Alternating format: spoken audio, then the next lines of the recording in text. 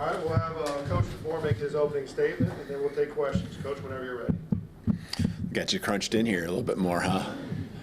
Didn't know if that would deter you away. I guess you hadn't had a chance to see what it looked like. But good morning, and I know you guys got a chance to meet with the coordinators, but it's game week, and it's a great feeling for everyone, right? You guys included, and so excited about this last week of preparation. Guys, I think are in a good spot. We continue to have those dings continue to be healed up here nicely last week, and so getting, like I said, time to play, see where we're at, and I think this team that we got here going on the road, be a great test with Florida State.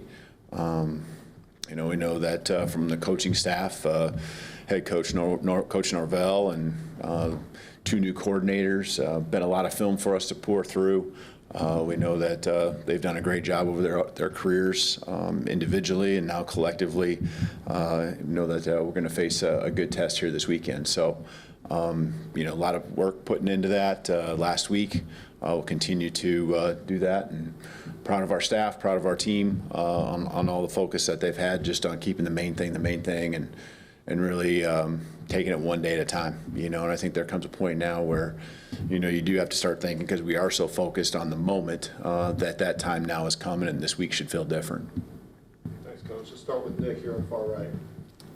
Yeah, other than Jam, do you expect anyone else to miss this game because of an injury?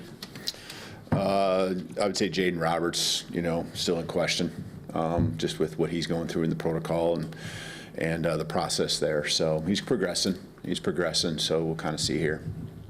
Going with Charlie on the second row. Just kind of piggybacking off that, what have you seen from that first team offensive line, especially Gino kind of stepping in for Jaden?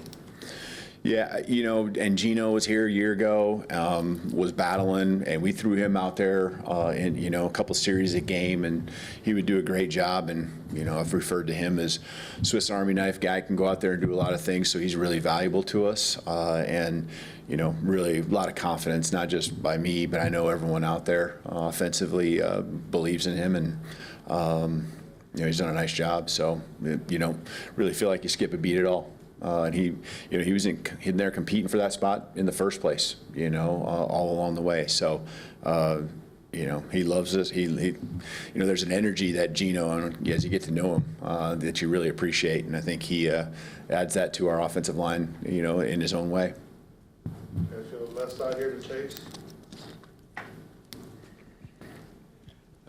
Ryan Grubb being the only assistant coach in the booth for game days this year. I think there were only 2 last year. Can you just speak to your preference for having most of your staff on the field?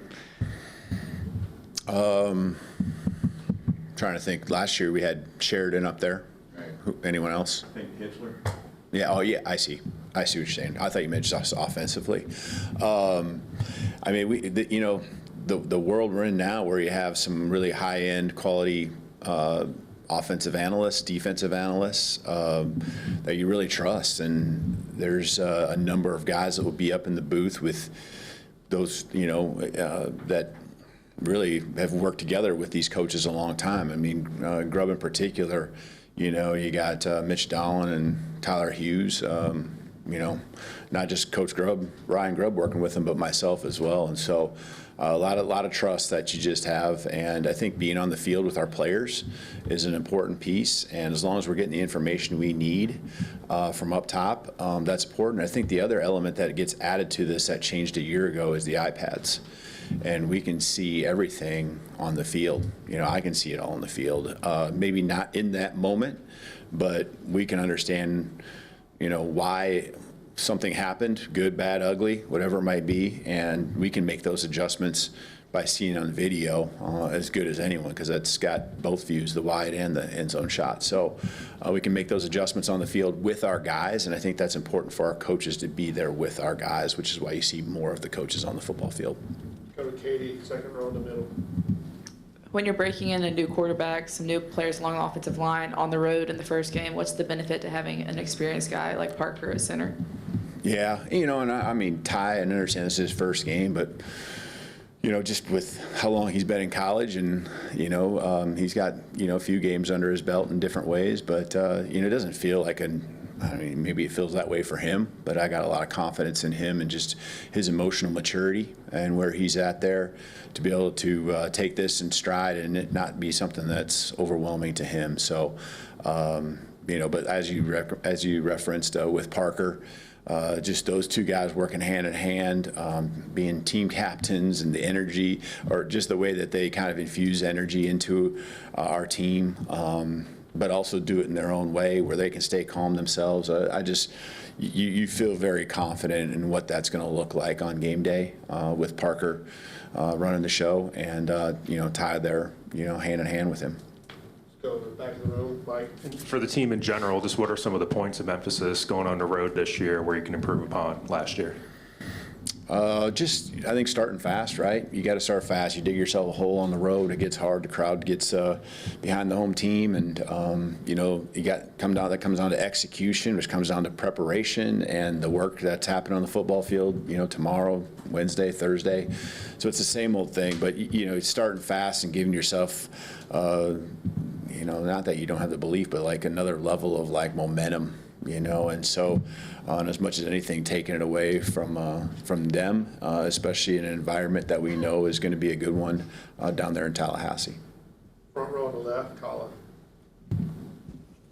Hey, Kalen, I know that we've talked with Kane a little bit about this, but what have you seen from a guy like Dijon Lee, kind of coming in, being, Kane called him, we see him as a starter. I'm curious about how you've seen him kind of grow over the course of the last few months to kind of put himself in that position. Yeah, well, I mean, when that comment right there, I guess the way I'm hearing it is how I'd feel. Like you have no problem putting him out there on the football field, and there's a maturity. Use that with Ty and Parker and our team, but there's a maturity that a freshman has, and I felt like Xavier Brown had that last year, and there's other guys too, but to specifically focus on Dijon, he's had that even just when he doesn't even know what he doesn't know in spring ball. There's something about his presence and just the way he is, and it's not about being as tall or anything. It's just about the confidence to go out there and play, and I know that's all part of it. You got to have the skill set, and he's just done a great job being consistent from the first day he got here, winter workouts to where we're at today, and you keep throwing more and more on his plate, and he rises to the occasion. So you feel very comfortable putting him out there on the football field. Front row on the right, Tony. Correct me if I'm wrong here, but the last time you were on a team or coaching a team that was starting on the road was Southern Illinois in 2013. Do you even remember that game? And what do you draw on, I guess, from past experience to get your players ready for, getting a road environment right off the bat? Eastern Illinois? Did we play Eastern Illinois? Who did we play? Illinois. Oh, Illinois. Okay, that was the year before we played at Eastern Illinois, maybe. So,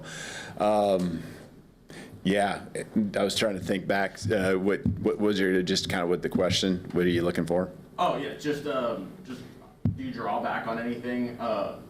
Yeah. From either playing experience. That was so long. Yeah, it's been so long. I think you just go back to any big road games that you play, and this one being the first game of the season, the first one's always big. It's always the biggest because it's the next one, and then. I think just getting the season off to a good start, that's important. That makes it big. So, in all these ways, I think what it does is it gives you an urgency during fall camp. Playing these games like this, just kept I think the focus of fall camp at a high level. Knowing that you got to be at your best because your opponent is, and we know they got a lot that they want to prove. They're gonna. Want to open up their season in a big way. So, again, I think the guys have done a great job of just focusing on us, focusing on what we can control, being in the moment. I know those are cliches, but I think these guys have really done a good job. Let's go to Jamie, back row in the middle of the room. Hey, Coach, going into year 2, what changes have you noticed, whether from leadership or locker room culture, have you noticed that gives you the confidence that this team can handle the big moments this season? I think consistency in practice, consistency with how guys handle each other when maybe there's a moment that doesn't go as well. It doesn't even have to be on the practice field. It can be anything. And then just accountability to each other, if there's something that's just not to the level that they know, it doesn't mean that someone did something wrong. I'm talking about at the level, and making that guys that are new to the program understand what that level should be.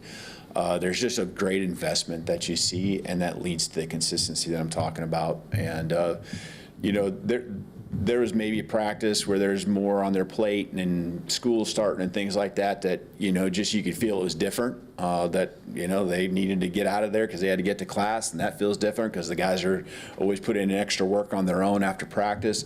But in the end, I really feel like these guys, their investment's been at extremely high level. And if there was a rep or two in practice that didn't go their way, those individuals that group together, I missed a pass, they're going to put in the extra work and get that pass right after practice. And so, these guys want it. They want it, and the actions have supported, the work that it's supported through the work they've put in to reach their goals. Let's finish up with Kennington on the front right here. In regards to the offensive line, I know you mentioned Gino, as a potential to replace Jaden. Is there anybody else in the depth part of the offensive line that earned their way to being considered for rotational snaps on Saturday? Nothing probably to the extent that we had a year ago, where we were very intentional. Gino, and then at right tackle, kind of rotating there too. So nothing to that level right now. Doesn't mean we don't feel comfortable putting some guys out there, but especially with this group, I'd like to get out there and generate some continuity, some momentum. I remember last year, the first play of the game, I think Parker's helmet flew off. Proctor got hurt in pregame. So by the second play of the game, we had 2 new faces on. So hopefully we got a little better luck here this year when it comes to that. So, but yeah, no, I think that's kind of the unit and the group that we'd like to have out there, most of the snaps. Doesn't mean that a guy here and there might float out there for one series, but it's not something as intentional as we were a year ago. All right, thank you, Coach. Awesome. Thank you, guys. Roll Tide.